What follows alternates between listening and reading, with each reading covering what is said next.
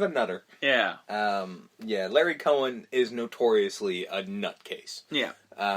There's no ifs, ands, or buts about it. May he rest. Mm-hmm. In peace. Yes, not trying to speak ill of the dead. I have enjoyed many of his films. And again, they will be covered on the show. Oh, absolutely.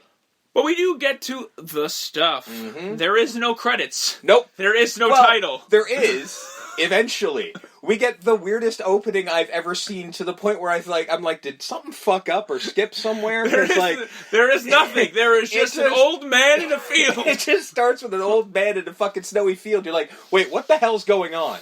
And he just bends down, for some reason, picks up something, and then eats it. Because that's what you do when you find something on the ground. Listen, we grew up in Canada here. Mm-hmm. We had some PSAs. One of them was, don't you put it in your mouth. So I know not to do that. Uh-huh. But he said, it tastes great, delicious. Yeah. Hey, come here, put this in your mouth. And his buddy just, to his what are you doing, eating snow? To his credit, his buddy looks at him like he's fucking nuts. And he doesn't pick it up off the ground like an animal. He does pick it off of his friend's hand. Yeah. And then he eats it and goes, wow, that's delicious. You know, we could market that. Cut to? Well, cut to Jason. We finally start getting some credits. The kid character with some credits.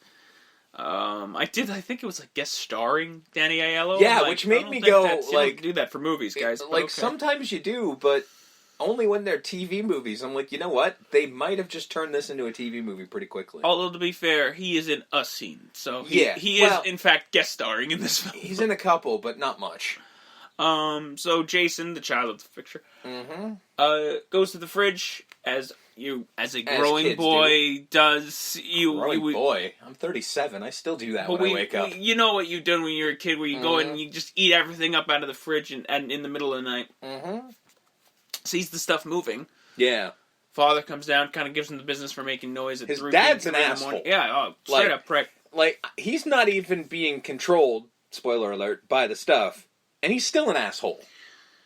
He then proceeds to grab some stuff and eat it. Mm-hmm. Sending Jason off to bed. Like, the kid's get out of here. Like, no food for you. The kid literally goes like, it's moving, it's moving. He's like, get the fuck out of here, asshole. No food for you. Get out of here. Cut to big ice cream. Yeah. Bunch of ice cream execs worried about the stuff. They're bringing in an industrial star by David Mo Rutherford. Yeah. He's called Mo because every time he gets money, he always wants Mo.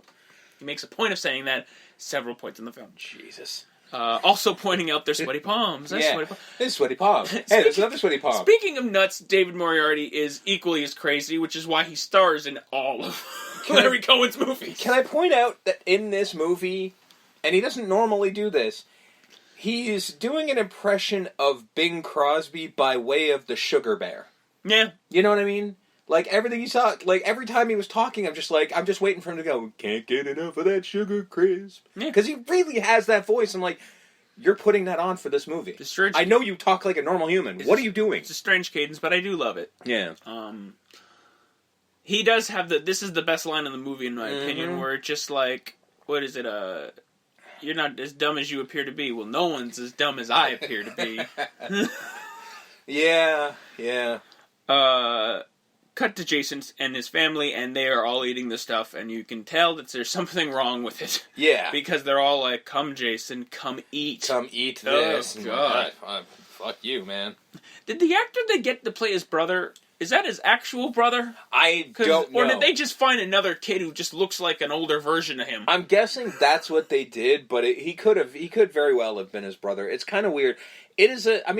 That kid does go, like, this is where I'm saying, like, there must have been some shit cut out. Because there is several moments where, like, but this is the first time I'm noticing, like, there should have been more here. The kid goes from 0 to 60 on this shit's gonna kill you. Like, he sees it moving. He could have been sleepwalking. He could have been half asleep. Like, your brain can sort of conjure up reasons, but he goes from, I saw this shit moving to, this shit's going to kill you, and he goes completely apeshit. Well, kids are temperamental. True, but when your parents, at 9 years old, or whatever the fuck age he's supposed to be, maybe 12 or 13, you tend to believe your parents when they tell you you're crazy. And you just sort of go, yeah, I probably didn't see that. You do second guess the idea of shit moving. My guess is that he's one of those like hit movie kids who's who's with it, right? Like, it's just so strange. We get those kids from time to time in movies where it's just like you're basically a little adult. But to me, this one goes a little bit too far too quickly. Like, we should have had one more scene of him seeing shit move. Steve, this movie goes too far too quickly. It does, and that's my problem. Is like there's so much shit that should have been happening in between scenes. We'll get there, but we're not done yet. There's one blatant shot that bugged the shit out of me at the end of the movie, but we'll get there. After the advertisement that we played at the beginning there, Mo and his team, I guess it's like crack team of scientists. Can I point out the commercials in this are fucking phenomenal? Yep. That's why I made the intro a commercial, because they're so good. Mo and his crack team of scientists trying to figure out what the hell's in this crap. Mm-hmm. I think they bring up Coca-Cola and the fact that there was like cocaine in it too. And no, what they're saying is that there are laws in place to prevent you from finding out a formula, because they're half right and half wrong. You are able to hide a formula from the world. However, when you patent a product, you do have to turn over the formula, but that is kept under strict lock and key. Like, you can't know the full formula of Coca-Cola. You can tell what's in it, but you can't know the formula. The fucking 11 herbs and spices and KFC chicken, like, that is registered. It's just we cannot find out. Nobody can find out. Unless you're a disgruntled employee, and several of them have put all of those 11 herbs and spices on the internet. That is a crock, actually. It's disputed. It is bullshit because of the way that they keep that. Yeah. That's for a different podcast. It is just funny. You like get disgruntled, like, I'm going to give away the herbs and spices. Yeah. Fuck you, Colonel. But if you want to know, the reason why that guy's full of shit is because there's no single person left alive that knows all 11. Yeah. So Mo then visits a photo shoot of some sort, promoting the stuff with models. Yeah. Meets, I guess, head of marketing, Nicole. Yeah. And posing as he's an oil tycoon. Yeah, who's like a billionaire who wants to. At first, it looks like he wants to hire her, and then he's like, "No, you don't understand. I want to buy you, like your company and you." And then it goes and then from put you in charge. Yeah. And then this is a weird point where she just goes, like, she's like, okay, cool. And then she goes to her assistant, like, I do this, because here might be my big payday. And then he just goes, and he's just like, let me take you out to dinner. She goes, is there a thing at your hotel room? I'm like, oh, so she's going to fuck him now. What? Why? Huh? Money? I guess, but he's already offering her money. So I think she's doing this backwards. I don't know. I think there's because I think he's David Morari. David Morari? Yeah.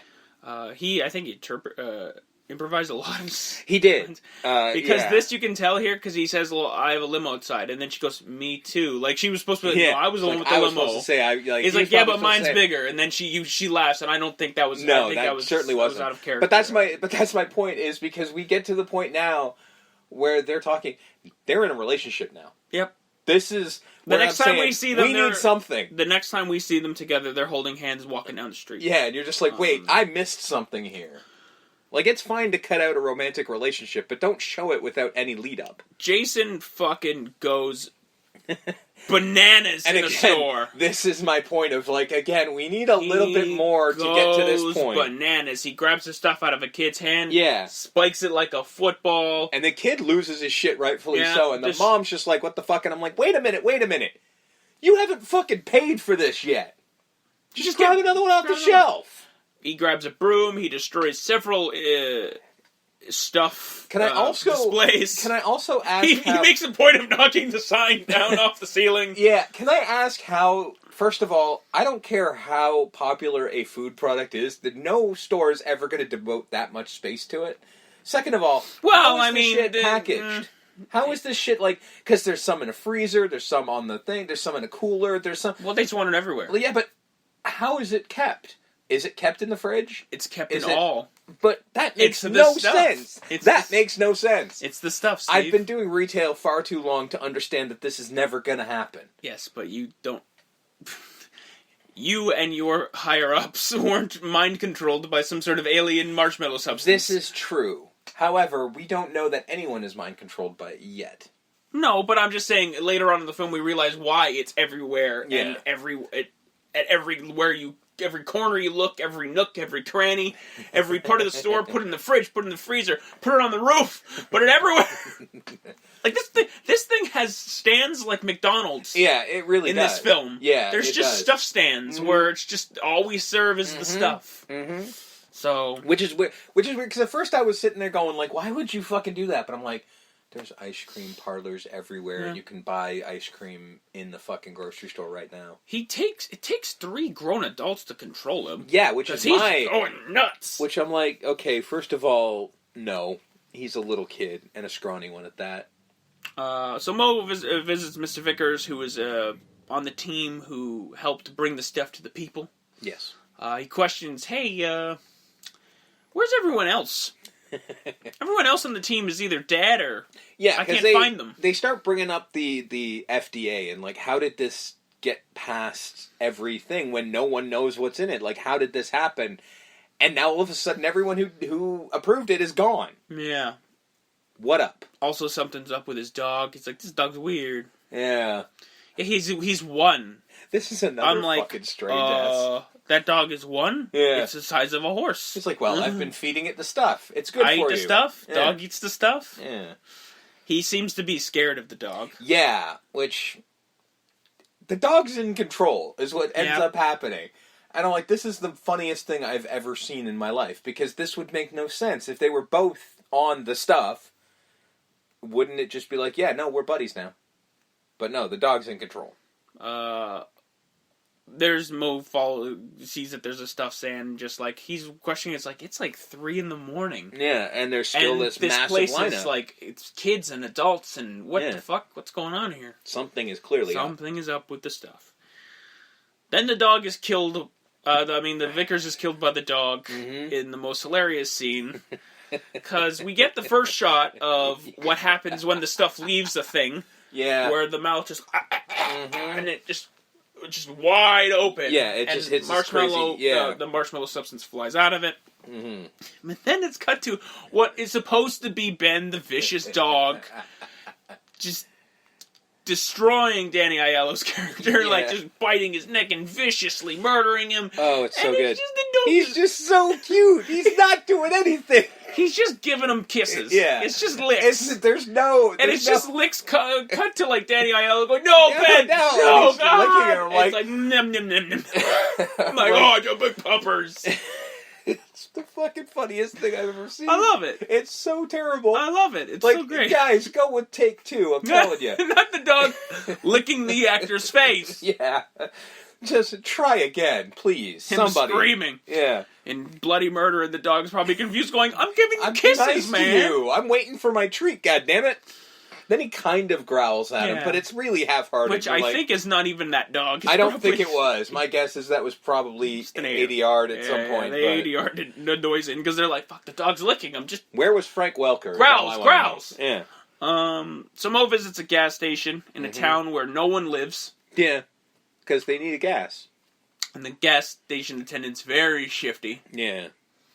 And then another car shows up, and he's like, 2 strangers in the same day. And this is fun for me. And then once Mo walks up to the thing, the gas station attendant runs off. Just runs off into the woods.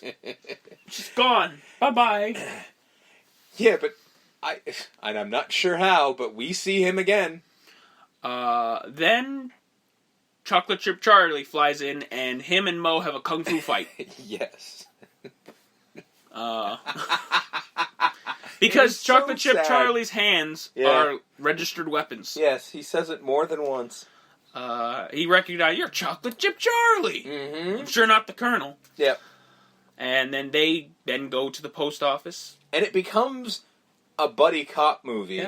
And I would love to see their movie. But can we get David Morley and Garrett Morris to do a buddy cop? I mean, I guess not now, but... Well, you could. Garrett Morris is still alive.